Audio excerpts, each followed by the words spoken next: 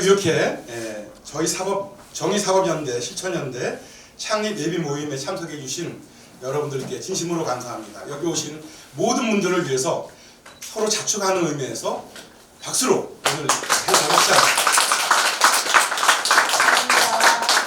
감사합니다. 저는 실연대학 인생폭망과를 21년째 다니고 있는 슬프지만 또 다른 인생 도전기 대한민국 최고의 시민단체를 만들기 위한 모임을 준비 예비 모임을 지금부터 시작하겠습니다. 사법독립군 강성입니다.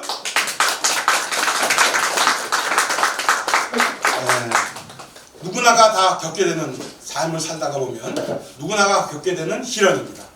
여러분들은 그동안 사시면서 어떤 시련 속에 여러분들은 빠져보신 적 있으십니까? 제가 아시는 사법 피해자들의 그 아픔도 그런 것들이 다 시련이라고 볼 수 있죠. 저에게 21년의 세월은 흐르는 강물도 떨어지는 낙엽조차도 세상 모두가 온통 절망뿐이었던 시절이 있었습니다.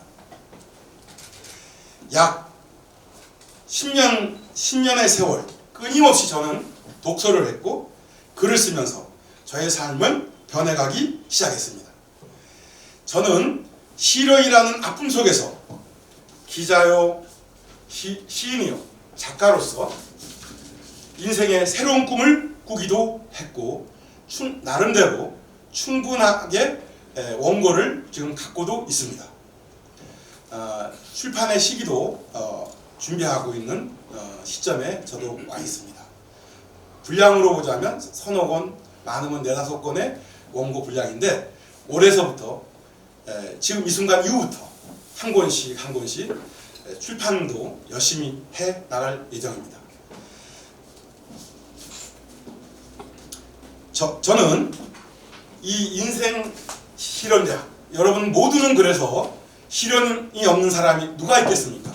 누구나가 다 겪는 이 시련 앞에 여러분 모두는 다 우리는 실현대 동문들입니다. 실현대 동문들. 여러분 반갑지 않습니까? 다시 한 번 더 자축에 우리 동문들 서로 만나서 반갑습니다 하는 의미에서 박수 한 번 좀. 우리는 누구라고요? 실현대학 동문들입니다. 여기 실현이 없는 사람이 누가 있겠습니까? 그죠? 네, 여러분들도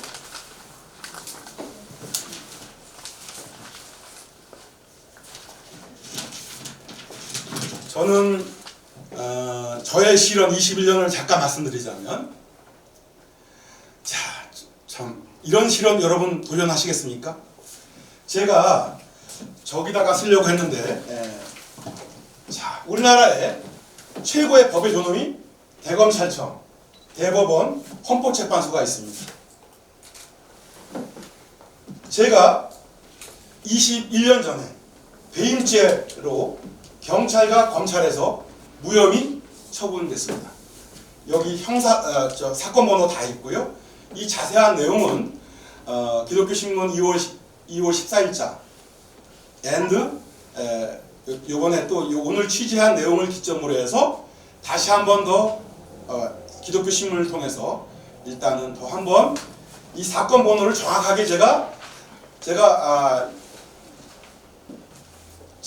이 서류가 너무 중대한 서류이기 때문에 잘 보관하기 위해서 강남의 어떤 정말 금융회사 사무실에다가 맡겨놓은 적이 있어요. 그래가지고 정말 그 큰 돈을 주고 나름대로는 큰 돈을 주고 찾아온 지가 얼마 안 돼요. 그래서 판결문이 없었던 것이 2월 14일자에 기독교신문에 나가서 그런데 이 기독교신문의 이 오피니언 부분에서 제가 이 구독 1위를 달리고 있는 것 같습니다. 근데 어떤 여러분들이 많은 관심을 가져주시면 더욱더 이 기독교신문에서도 1등이지만 또 우리 전국에서도 전 세계에서도 이 사법정보, 이것은 하나의 사법정보입니다.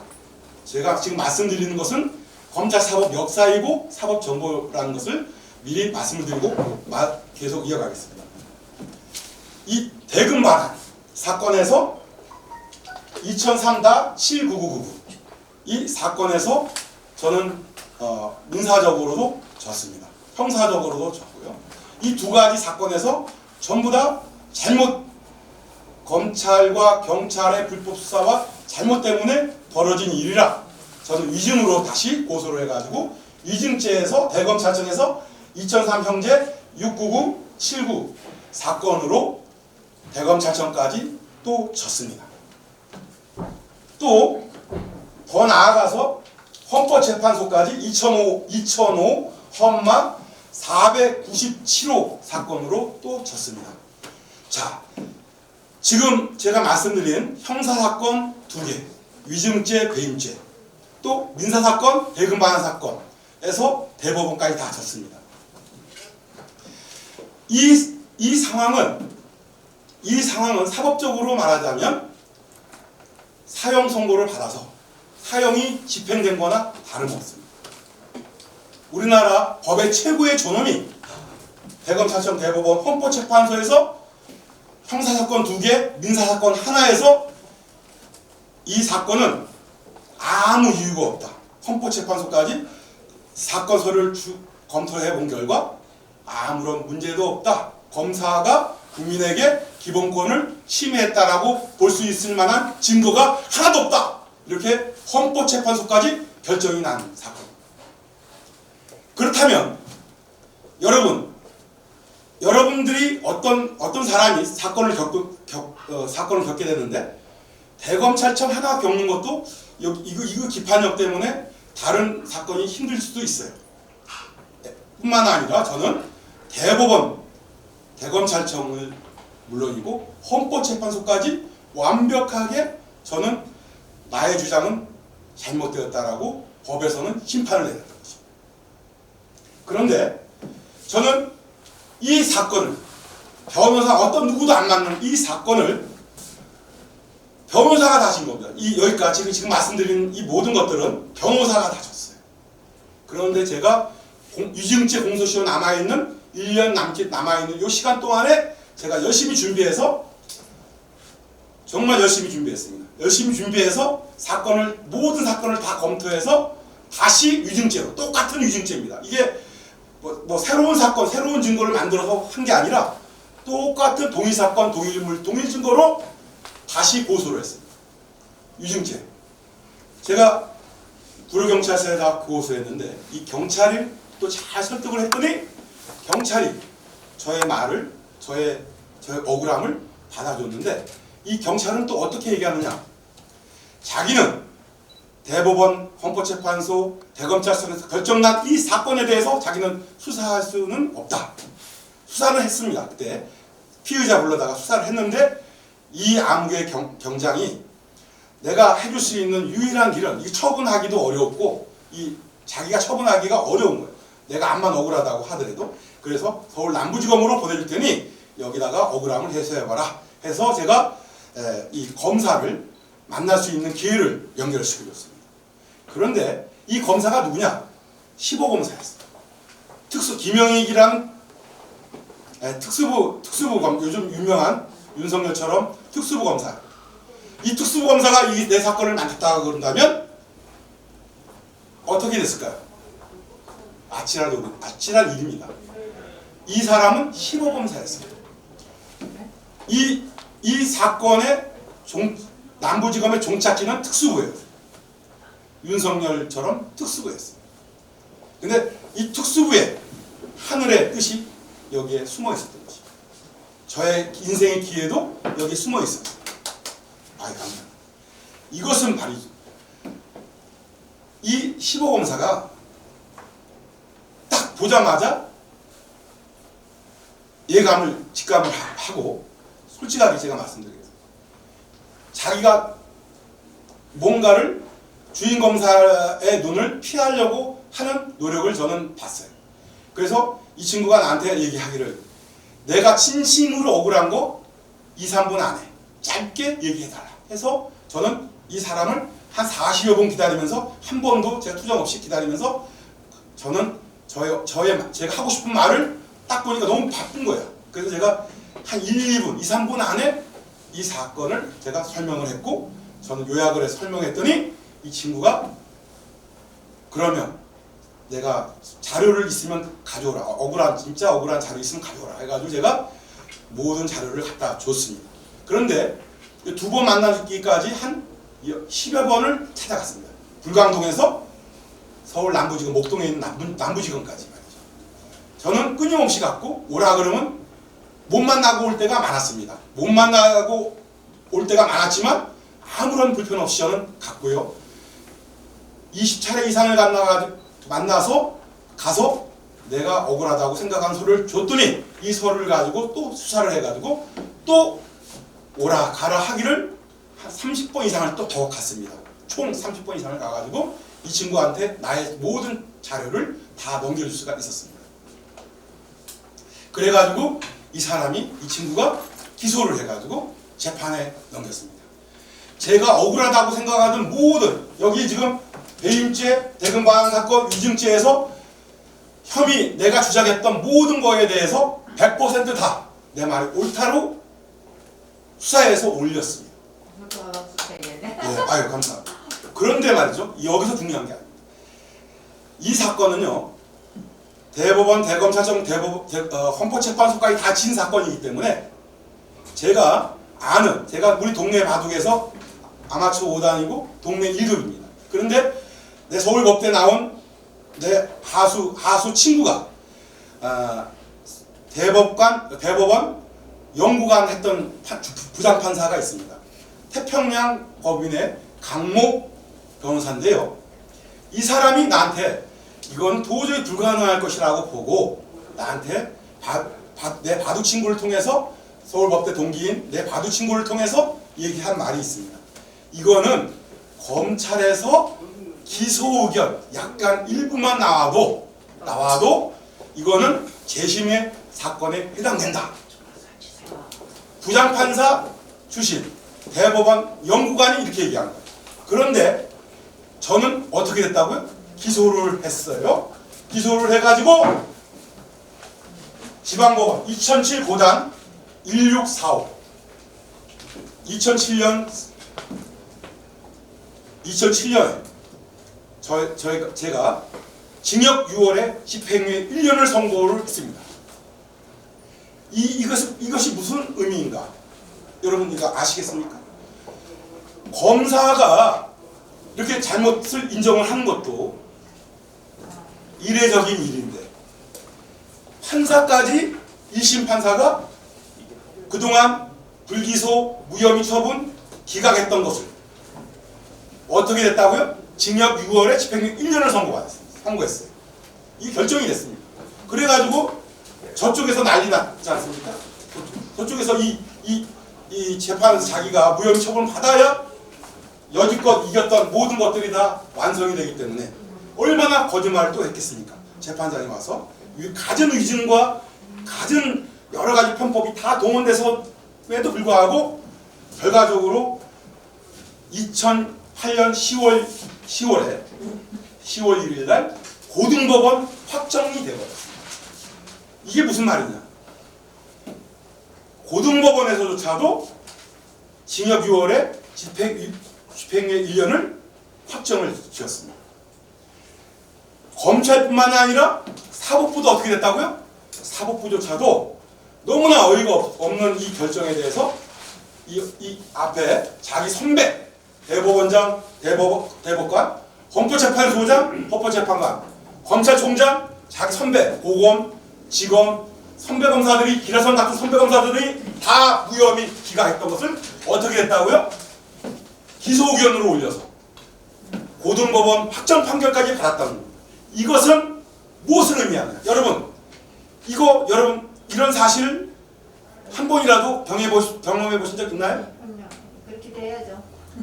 이게 말이죠. 어떤 의미가 있느냐면 이것이야말로 검찰 사법 혁명입니다.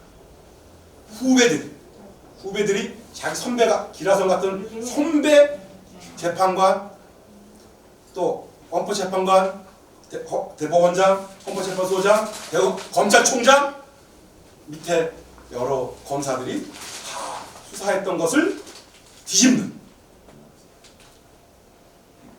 법이 생긴 게 인류의 법이 생긴 게 약 4,000년 됐습니다. 함무라비 법전, 수메르 법정이 4,000년 됐습니다. 이 4,000년 동안 안 뽑히던 이 정의의 엑스칼리버가 저의 손에 뽑힌 것입니다. 이것은 그런 의미가 있는 것입니다. 검찰사법 역사상 이런 승리가 여러분 인류에 한 번이라도 있었으면 저보다 더 큰 사건이 검찰사법적으로 이런 사건이 있었다면 저는 아무 할 말이 없는 사람이에요. 제가 국회 아까 10년 동안 열심히 독서하면서 여기 내가 국회 출입 기자할 때 여기 앞에 저희 동지도 있습니다. 제가 국회 출입 기자하면서 기사만 썼겠습니까? 아닙니다. 입법조사처가 가지고 나름대로 충분히 나의 승리의 의미를 저는 그때서야 알았습니다. 한 사건, 개인적인 한 사건이 아닙니다. 이건 재판하는 것이 자랑이겠습니까? 저는 부끄러웠습니다. 맨 처음에 저는 독서를 했고 지혜를 찾았고 저는 내가 처해 있는 여러 가지 사법 상황을 저는 연구 검토한 결과 이거는 내가 기사를 써서도 될 일이 아니다. 제가 그래서 사법시장으로 나올까도 사법구제 활동을 위해서 나올까도 했습니다. 저는 너무나 열악한 내 환경에 사무실은 고사하고 어떤 준비할 수 있는 처지가 아니었어요. 그래서 그런 사람들 돕기를 또한 7, 8년 사법구제단체에서 또 경험을 쌓습니다. 저는 제가 말씀드리고 싶은 건 여기까지가 아닙니다. 그러면 아까 대법원 연구관 출신이 검사의 일부 기소 의견만 나와도 재심이 된다고 그랬는데 자 보세요. 양승태 대법원은 2010-19144 고등법원에서 이거는 중요한 사항이 아니기 때문에 재판의 판결에 그동안 앞에 이 판결에 영향을 미치지 않았으므로 재심 기각을 한다 이런 결정을 했습니다. 정말 여러분 아까 제가 검찰사법부가 몇 년이요? 116년 동안 근대법이 들어온 이후 지금까지 단 한 차례도 국민 앞에 사과한 적이 한 번도 없습니다. 그것이 저와 같이 이렇게 명백하게 대한민국 검찰사법부를 이렇게 국민 앞에 무릎 꿇려 놨는데 자기는 무릎을 안 꿇었다라고 주장하고 있습니다. 대한민국 여러분 검찰사법 역사상 116년 동안 대법원 판결 여러분 지금 한명숙 사건 아시죠? 재심 하나 만들어내는데 얼마나 힘들겠습니까? 그런데 제가 한명숙 총리처럼 국무총리 출신이니까 또 그게 재심이 이루어진다고 하더라도 그 사람이 헌법재판소는 가봤고 대검찰청까지 모든 수사에서 이런 모든 것들이 이루어진 적도 없지만 저희 21년이라는 삶은 정말 여러분들이 그 어떤 연구를 보건 어떤 위대한 영화를 보건 어떠한 유주의 어떤 현상을 보건 이 4,000년 동안 볼 수 없었던 이 명장면을 여러분들은 지금 분명히 보고 계십니다. 이것은 역사입니다. 대한민국 검찰사법부는 무너졌습니다.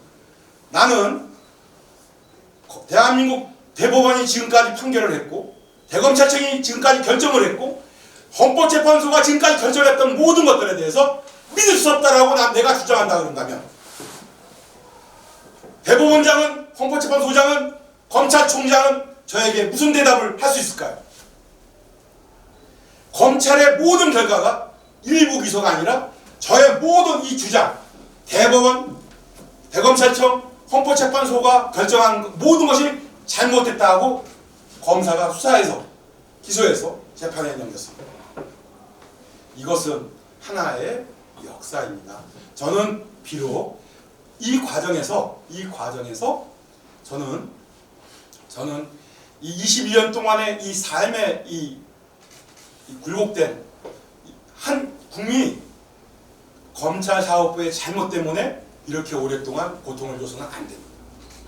제가 비록 잘 견뎌내서 그나마 어떤 제 이 승리의 의미를 모르고 저는 만약에 이 양승태 대법원에서 일부 돈 한 몇억 주는 판결을 내렸다 그런다면 저는 이런 사실을 저는 모르고 저는 살았을지도 모릅니다. 저는 사법피해 21년을 받았지만 2012년 2월 1일 날 또 인생의 또 다른 고비를 또 맞습니다. 제가 전국을 돌아다니면서 수사기록 저 검사가 수사기록 위조했다고. 그런데 이 불법 수사가 수사기록 위조뿐만이 아니에요. 대법원까지 헌법재판소가 대검찰청이 판결을 하고 결정한 것이 얼마나 엉터렸으면 KBS 추정 60분에서 방송을 15일간이나 취재 녹화를 했습니다. 그래서 2012년 2월 1일 날 방송 예정이었습니다. 그런데 이 방송마저도 검찰은 저한테 쪽지 다 있습니다만은 쪽지 한 장 주고서 방송까지 못 나가게 했습니다. 저는 이 두 번째 언론 탄압을 받을 때 저의 투지는 더 불사라진 것입니다. 저는 이때 이후를 기점으로 해서 더 많은 독서를 했고, 아까 여기 저희 동료도 있지만 저는 글이라고는 상관도 없는 사람입니다. 대학을 다니는 동안 정말 문고판 정도, 몇 가지 책 정도 읽은 것이 내 독서량이 전부였어요. 그런데 제가 기사를 쓰니까 기사를 쓰는 사람이 공부를 안 할 수가 없더라고요. 그래서 더 많은 책을 받고 하면서 저는 지혜를 찾은 결과 이와 같이 2012년 2월 1일 날 이 방송을 못 나가게 하니까, KBS에서 방송을 못 나가게 하니까 내가 기자가 돼서 내 기사를 내가 쓰겠다, 이런 심정으로 저는 기자 생활에 입문했고 도전했고 국회 출입기자까지 했습니다. 저는 글을 쓰는 사람이 된 것입니다. 이 엄청난 변화, 저가 여러분들에게 또 다른 엄청나게 아픈데 한 번 더 맞게 됐다 그런다면 여러분들은 어떠시겠습니까? 정말 인생을 어떻게 생각할까요? 이렇게 수사기록 유지하고 이 불법 수사하는 것도 모자라서 이 언론 탄압까지 나에게 가해지는 이 현실에 대해서 여러분이 저 입장이라면 어떤 선택을 하셨을까요? 저는 분명하게 이것을 저는 얘기를 할 수 있습니다. 저는 분명히 이 어려움을, 두 번째 이 어려움을 인생의 터닝포인트로 삼아 제가 시인이 됐고 기자가 됐고 제가 글 쓰는 사람이 됐다라고 하는 것에 저는 저 스스로가 놀랄 때가 많습니다. 그래서 저는 오늘 정의사법실천연대, 정의실련, 이 단체는 제가 해낸 이 업적으로 클 것이 아닙니다. 제가 그동안 한 것은, 제가 한 사람의 능력이라는 것은 고작 불가하죠. 정말 미미하지 않습니까? 한 사람이 할 수 있는 일 몇 없어요.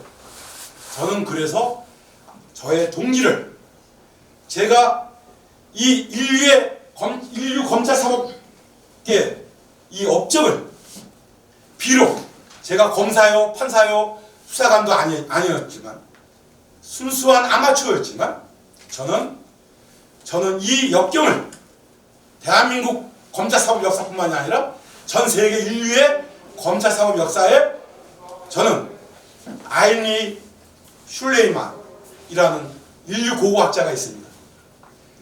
이 독일인이고 오늘 오신 분들이 독일 출신의 박사들이 많습니다. 바리톤 이덕근 선생님도 독일 출신 박사이고, 기독교 신문의 안계정 우리 기자님도 독일 출신 기자십니다.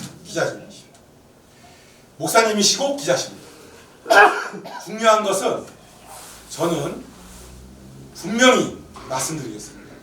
분명히 저는 해냈고, 이 정의사법실천연대도, 이 정실련도 저의 모든 역량을 다해서 제가 할 수 있는 일을 만들어 나가겠습니다. 그래서 아이니 슐레이만처럼 그 순수한 그 열정이 인류 고고학계의 첫 페이지를 장식하는 트로이 문명과 미케아 문명 등 여러 세계 인류의 보물이 되는 이러한 유물을 발굴을 해내서 인류 고고학의 첫 페이지를 장식하는 사람이 된 것처럼 저도 인류 검찰 사법 역사상 이런 일 앞으로 일어나기 어려운 일이라고 저는 보고 분명히 평범한 정말 보잘것없는 평범한 사람이지만 요즘에 윤석열 검찰총장 전 검찰총장을 바라보면서 저는 그저 웃고 웃을 정도의 여유를 갖게 됐습니다. 또한 양승태 그 어떤 대한민국 검찰 사법 최고의 존엄들 그 어떤 사람도 저는 그저 웃음으로 바라볼 수 있을 정도의 여유를 갖기 시작했습니다. 이 여유를 제가 마음을 놓겠다는 여유가 아닙니다. 이 윤석열을 비롯해서 양승태, 김명수, 가진 헌법재판소장 저는 말이죠. 제가 이게 허언처럼 보입니까? 아닙니다. 이건 분명히 부끄러운 재판을 시작했지만 여러분 그리스 신화의 그 유명한 우리 여기 그리스 전문가도 계시지만 페르세우스와 테세우스 미노타우루스를 무찌른 그런 정도의 역사 지금까지 2000년 동안 이어져 내려오는 전설 신화 속의 그들이 우리는 영웅이라고 부릅니다. 그런데 저의 역사는 제가 상대한 이 검찰 사법부를 무릎 꿇린 이 역사는 미노타우루스보다 더 못할까요? 저는 분명하게 얘기하고 싶습니다. 그들보다 미노타우루스나 이런 희생물보다 더 괴물입니다. 어느 정도의 괴물이라고 생각하십니까, 여러분? 검찰 사법부가 여러분들은 어느 정도의 괴물이라고 생각하십니까? 저는 분명히 얘기하고 싶습니다. 페르세우스나 테세우스의 영웅 페르세우스나 테세우스의 정도가 아니라 저의 역사는 지금부터 앞으로 그들이 돌보다도 더 단단한 그들의 신화가 저와 강남구 사법독립군 앞에서는 하나 더 저보다 분명하게 저는 얘기할 수 있습니다. 그들보다 나의 업적과 나의 승리는 그 이상이다. 저는 분명하게 얘기하고 싶습니다.